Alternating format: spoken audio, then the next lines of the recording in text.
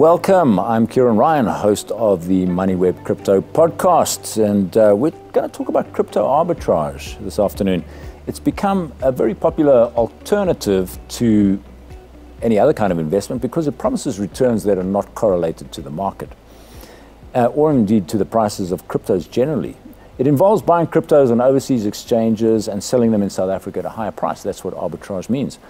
Now, there's a lot of questions around this. Is it legal? Are the returns sustainable? What are the risks? How does one get involved? Well, joining us to discuss this is Harry Scherzer, who is CEO and co-founder of Future Forex. Harry is a qualified actuary. That's a good thing to have in a crypto arbitrage business. He's got a background in finance and risk management, and he's been involved in arbitrage in a variety of forms over the years. Given his technical background as an actuary and his interpersonal skills as a business development director, it was inevitable he would go on to form Future Forex as a vehicle for automating crypto arbitrage. And that is exactly what you do. You make this as seamless and automated as possible. And I suppose it should be mentioned that Future Forex is a licensed financial services provider for currency remittances. So we'll come to that in a minute, because I think that's one of the issues that people have questions. Are you regulated? Do you have to be licensed? And all that kind of thing. Harry, perhaps a good place to start is to explain what is crypto arbitrage, what kind of returns have historically been achieved. And let me just add the disclaimer that historical returns are no guarantee of future returns, right? So, but anyway, pick up that question about the historical returns. Yeah, Ciaran, firstly, thanks so much for the very warm and welcome introduction. And I was very excited to be invited here, not only because this is such a high-profile event, but also because it gives me the chance to educate your audience and South Africans in general on an investment opportunity that, in my view, has been largely under the radar. And I've picked up two key reasons why it's gone under the radar. The first is because the returns tend to seem to be too good to be true. And the second is because it involves cryptocurrencies, which are notoriously, number one, extremely volatile, but number two, have been associated with some foul play and notoriously negative affairs in the past. And my aim for the talk today is to simply debunk these two concerns in the context of crypto arbitrage in particular, and argue that every South African investor should have at least a portion of their investment portfolio in crypto arbitrage. So I'll start on the idea of this being too good to be true. And before I do, you have to understand what the returns are. But before I get there, maybe it's worth actually quickly taking a step back and discussing what is crypto arbitrage. And crypto arbitrage, very simply, is the process of buying cryptocurrencies abroad and simultaneously selling them in South Africa at a profit. And the reason that this is possible is because cryptocurrencies like Bitcoin in South Africa trade at a 2 to 3% premium compared to those abroad. So effectively, all Future Forex does is it provides a vehicle to take investors' rands, send them to dollars, buy cryptocurrencies with dollars, send the cryptocurrency to South Africa and sell them again for more rands. And because you start with rands and end with rands, you can do the same process over and over again as a loop, which is where these exceptional returns come from. And while each loop might only yield a 1 to maybe 1.5% return per trade, because trades take only a couple of days, people can trade 50 or 100 times in a year, and that's how these extremely high and lucrative returns are possible. And in fact, our average annualized return as Future Forex for clients exceeds 80% per annum. And maybe this is quite difficult to comprehend using numbers. So instead, I think it's better to use a graph, which, if you guys don't mind pulling up the graph over here, the graph effectively shows the return of Future Forex, of putting 200,000 Rand in Future Forex and comparing it to putting 200,000 Rand in any other investment, in the S&P, in the JSE, in an 8% earning bond, and in Bitcoin. And you can see the blue line shows Future Forex's returns, which are chalk and cheese with any other investment of 200,000 Rand. As we know, the JSE kind of goes in a straight line, but the best of the bunch, of the alternative bunch, would have been the JSE, the S&P, whereby you would have ended on around 233,000 Rand compared to 550,000 Rand through Future Forex. And that's over 1 year. This is since the beginning of last year, so so it's over an 18-month period. And what's even more staggering in my view is not just the difference in returns, but the consistency of returns of Future Forexes. Yeah, the beta, the smoothness of that graph is quite unmistakable. So you go on from 200,000 up to 550,000 with not much risk. Now, people might have a little bit of difficulty understanding that because we've seen Bitcoin drop since November last year, close to 70% at one point, and Ethereum even more. So maybe explain why this looks so smooth, and yet you're doing crypto arbitrage. Yeah, so what it comes down to is because we have a fully hedged solution, the risks which are typically involved with crypto arbitrage, the market risks, for example, the Forex risk in that you send your money abroad, what if the dollar tanks over that time, the crypto risk in that when you buy crypto might go the wrong way. Those have been completely eliminated from our product by holding floats abroad and in South Africa. So effectively, as we send clients money abroad, we're able to action the purchase from dollars to cryptocurrency abroad, and at exactly the same time, sell cryptocurrency to rands in South Africa. And then it's simply a matter of waiting for clients' funds to arrive to replenish our floats. But the clients are therefore not affected by any market risks. This isn't to say, Ciaran, that this is risk-free. No investment in the world is risk-free. And the remaining risk which investors take on is third-party risk. So we deal with a set of third parties when performing our process. An example of which is Mercantile Bank, which are the business division of Capitec Bank, who we do Forex through. So when sending money offshore, we lock in a rate with Mercantile, and if for whatever reason Mercantile didn't fulfill their obligation and didn't send the money through at that rate, we'd have to probably send it through at a later date and be exposed to some fluctuation. But because we handpick our third parties and do significant due diligence on those third parties, this has never been an issue. We've never had a third party default on anything they've promised, and for that reason we see it as a relatively minor risk. So the risks in general are relatively minor. Okay. Now, I think the question of legality and regulation comes up a lot with crypto arbitrage. Cryptos are not regulated in South Africa at the moment. So explain that. And, when regulation comes in, will it be beneficial for this market? Or, as some people have suggested, might it kill the arbitrage opportunity completely? Yeah, so let's start off with the legality point. The short answer is yes, crypto arbitrage is fully legal.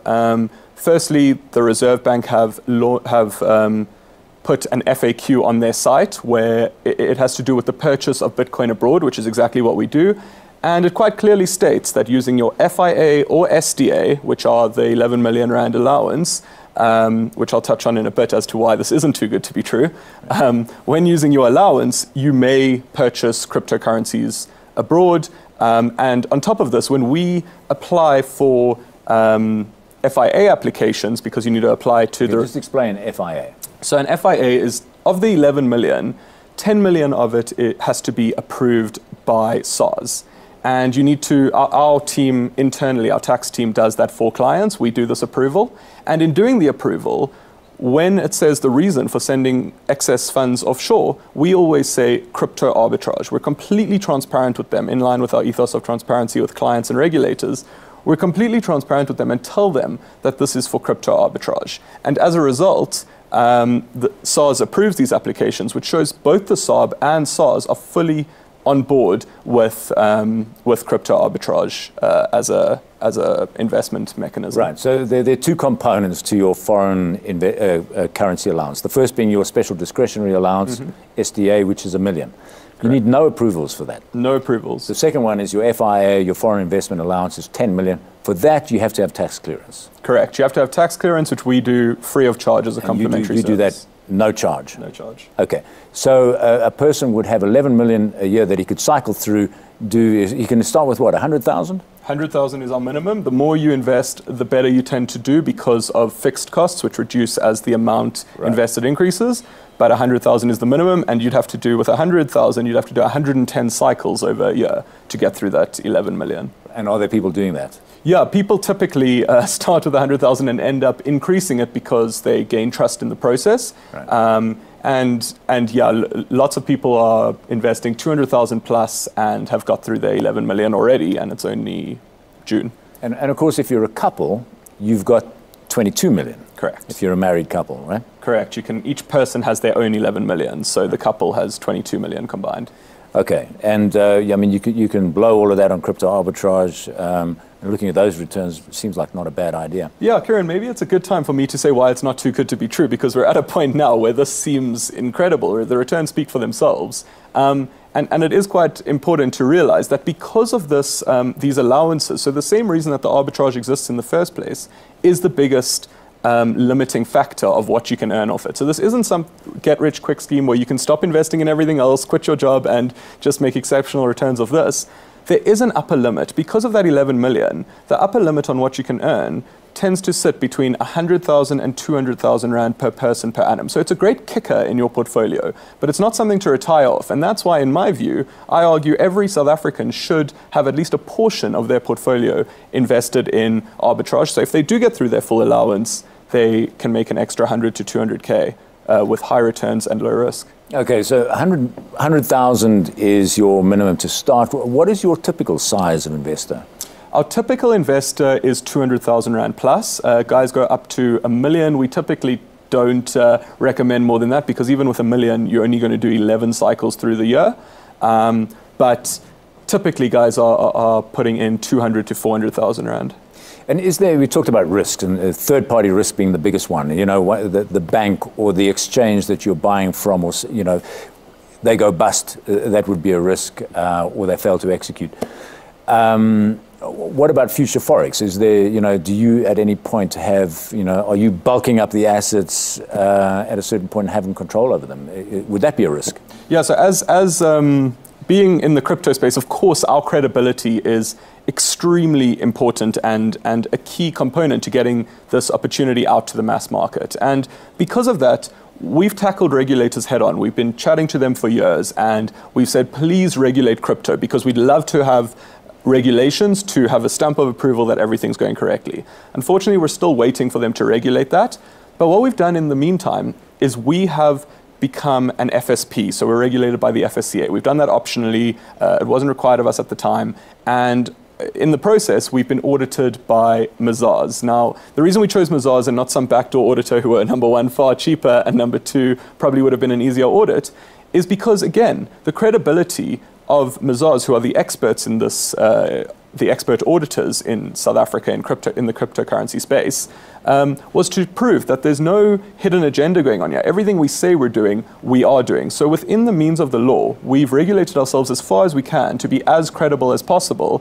And that touches on that second concern I find from people, which is this is in the crypto space. Where's the credibility in that? And that's why we've taken every avenue we can to be as credible as we possibly can be. Yeah, I mean, it's rather similar to having stocks, as used to happen in the old days, Anglo-American listed in London and in Johannesburg, and the prices would be slightly different. And people would, you know, get information about the price mismatches and be able to arbitrage that, and that was going on decades ago. So this is not something new. No, it's not a novel concept at all. It's just in a space which is so new and novel, being the crypto space, that that it hasn't equalized itself due to these foreign exchange allowances. And it could have been avocados, it could have been anything, but it just happens to be cryptocurrencies that we've seen a price difference with. I mean, if you go back a couple of years, this arbitrage gap, this mismatch in price, was as high as 25%. And then even more recently, we've had the gap, the arbitrage gap, go to 6-8%.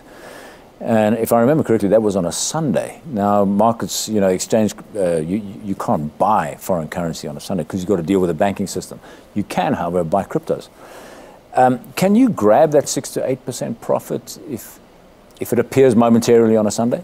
Yeah, so Ciaran, our only restriction is when the bank is open, and the bank, Mercantile, are open from around 7:30 a.m. until 5:30 p.m. every Monday to Friday. So if this occurs on a Sunday, unfortunately, we wouldn't be able to grab it. However, we have a trading team sitting and watching for those momentary spikes during the weekdays, and they'll be able to grab it as and when it happens. Even if it's for a momentary second, we see a spike, we'll be able to grab that.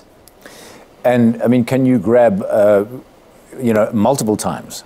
Yeah, we can grab as many times as we as it comes up. The only issue is volumes in South Africa. So if there aren't volumes at that level, we'll grab for however much volume there is. But that's the real limitation, is how many people are selling at or buying at a certain price in South Africa. Okay, so let's talk about costs. I mean, you mentioned this arbitrage gap or premium is about 2 to 3%, but that's not what the customer's seeing. The customer's seeing between 1 and 1.5%, right?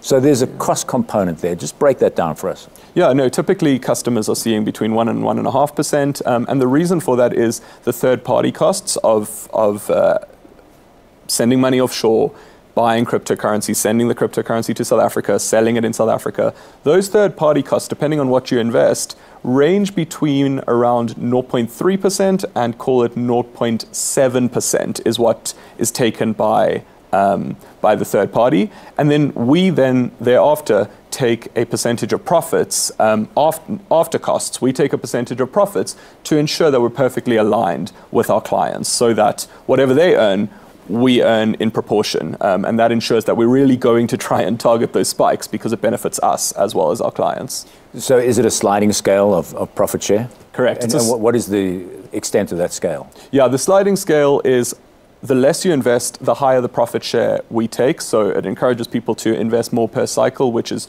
just better for everyone. Everyone makes more money, but and it goes from, on 100,000, we take 35% of profits, and it goes down to 25% of profits for 400,000 plus, and there's a sliding scale in between that. So the more you invest, the lower our fee, the lower the third-party fees, and essentially the better you do.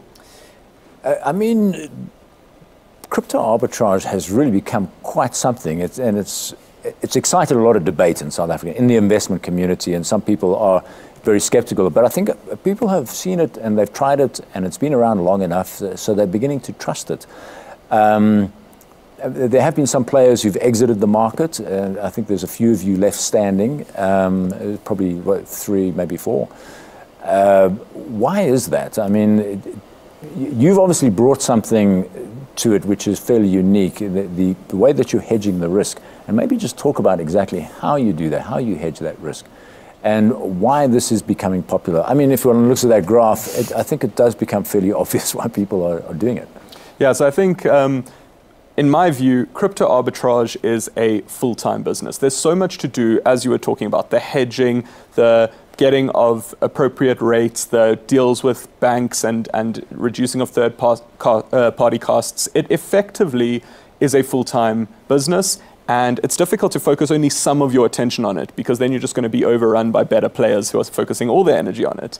So this might have been one of the reasons that people stepped out. But another is that they focused, typically the ones that stepped out, focused on crypto in general. They went into a crypto market. Whereas for us, we're not actually interested in buying and selling crypto. We're more interested in this market inefficiency that exists and really exploiting that to its fullest and capitalizing on it for clients to its fullest. And it's for that reason that we believe we have the furthest, the highest or most sophisticated system in the market by quite a mile.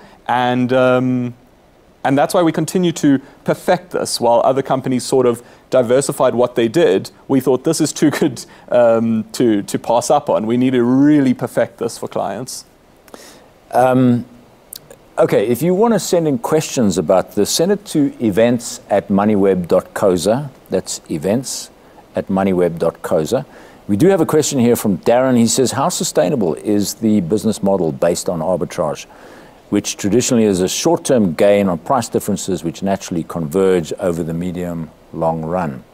So, I mean, that's a little question you and I previously have discussed, is how sustainable is it going to die at some point? It's a fantastic question, and like you mentioned earlier, Ciaran, when this sprouted this opportunity, it was 25% price gaps initially, which is insane. And that slowly decreased over time as more players came into the market, but it's found a new equilibrium at between 2 and 3%, as I said, and it's been there for almost a year. And the reason that I see this as a natural equilibrium, in that I don't think it's going away anytime soon, is because of these capital controls. South Africans are willing to pay more for crypto than they are abroad, because of these capital controls, because it's a way of diversifying out of rands without using your capital by buying on one of the local exchanges. And so I believe that there is a reason that that it's hit this new equilibrium. That said, the regulator is looking to regulate this in such a way that they eventually potentially want businesses to be able to do this. Now, if they allowed businesses to do this, you'd have the local exchanges snapping up abroad, selling locally, and it would probably be gone overnight. But we have it on good authority, having spoken to the regulators, that this is probably still a long way away. I mean, it's first going to have to be regulated by the FIC, then by the FSCA, and only then by the Reserve Bank. And the Reserve Bank is the one which would create this change. So while this opportunity isn't evergreen, it's not going to be around probably in 20 years, I'd imagine. It might be, but I doubt it. It will be around, hopefully, for the next couple or few years. So this is a really good time to exercise it make hay while the sun shines, effectively. Well, I think an interesting point on this is that there are times when the arbitrage gap goes negative. In other words, it's cheaper to buy in South Africa than it is overseas. It's a momentary sort of mispricing.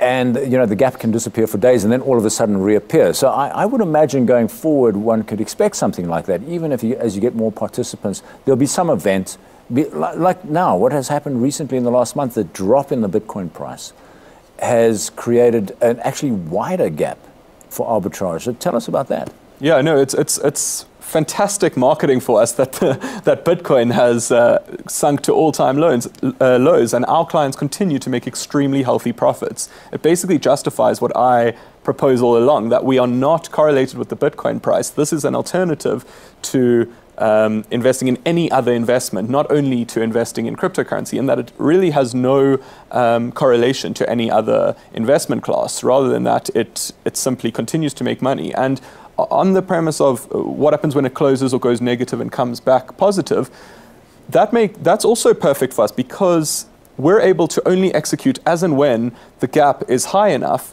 to allow us to execute. I'll say for the past year or so, it hasn't gone negative. It's sat between 2 and 3 pretty much consistently, sometimes maybe dropping to 1.5%, maybe to 1% at a push, but we simply won't trade at those levels. We'll only trade as and when we require it. And because the process is fully hedged, we have predictable profits for clients up front. We know what they're going to earn when trading, so we'll only trade when that is high enough. Okay. I think one of the questions that comes up about crypto arbitrage is, and you did touch on it a little bit earlier, the fact of regulation, and all of a sudden you get this institutional money seeing an opportunity like this. It would just knock it out overnight. You don't see that happening. You think it'll be very much a retail thing. It won't be properly regulated by all 3 branches, the Reserve Bank, SARS, FSCA, and so on. So you see this existing still for some years to come? Yeah, to clarify, I do see that happening eventually. I see the regulation coming in, but I see it taking another at least couple of years for that to, and that's optimistic, a couple of years. I think it will be longer than that. So while it will come into play, it's still a while away, and there's still some real good money to be made in the interim. And what will you do as a business when that day comes, if it does? Will you find something else to arbitrage? Yeah, so it's a fascinating situation whereby our clients will be completely fine in that we simply won't trade for them, and they'll take their money back if that ever happens. But as a business, we need to think about, what does this mean for us? And that's why we're looking at multiple other products in the interim, which are in the pipeline, so that we're able to pivot effectively to something else which is exceptional. We want to keep offering exceptional opportunities to South Africans. So that's very much in the pipeline at present, but right now a lot of our focus has been on the arbitrage because of how amazing it is in the interim. Okay, I think another point to bear in mind is that clients are allowed to nominate their desired return. I mean, this seems a little bit crazy, but you get within the bounds of what the market's prepared to give, right? So a guy comes to you as a client and he's got maybe $500,000. He says, I want only trade for me when the gap is 4%. What will you say to him?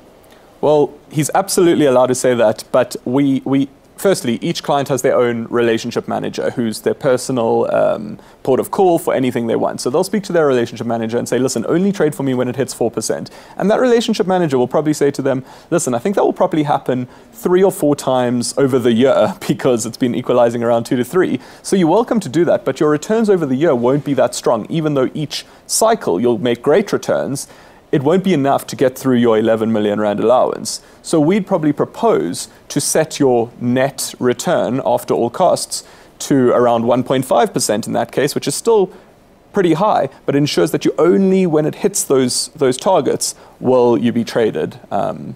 Yeah. Okay, we are running out of time. A quick answer to this one, please, from Bruce. I don't know if this is something that you can answer, but what's the advantage between trading Forex on the Forex market, I presume using CFDs, or doing it through the crypto channel, which is now becoming a possibility that you can trade Forex using stablecoin pairs, right? Yeah, so I can't speak on the Forex side particularly deeply, but I can say that where our profit is coming from is not through Forex, it's actually through the difference in crypto prices. So we're simply utilizing Forex to get the money abroad so that we can buy cryptocurrency abroad because it's cheaper there, so that we can send it to South Africa and sell it in South Africa at a profit. So we are not Forex providers, we use Forex to facilitate the arbitrage of buying that side, selling in South Africa. Right, and your website is futureforex.coza. That's it, futureforex.coza. There are 2 buttons you can click on. There's either get in touch if you want to hear more and you can speak to one of our representatives, or there's a register button where we'll take care of you from there. And you've got a relationship manager that can answer any of these questions and basically hold your hand.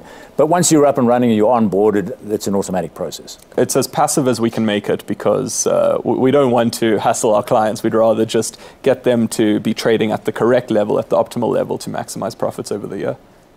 Okay, Harry Scherzer, we're going to leave it there. That was fascinating. Thanks for joining us and coming all the way from Cape Town. Thanks, Ciaran. To talk about crypto arbitrage. I'm sure a lot of people will find it interesting. Yeah, thanks, Ciaran. It was great to be here. Thank you.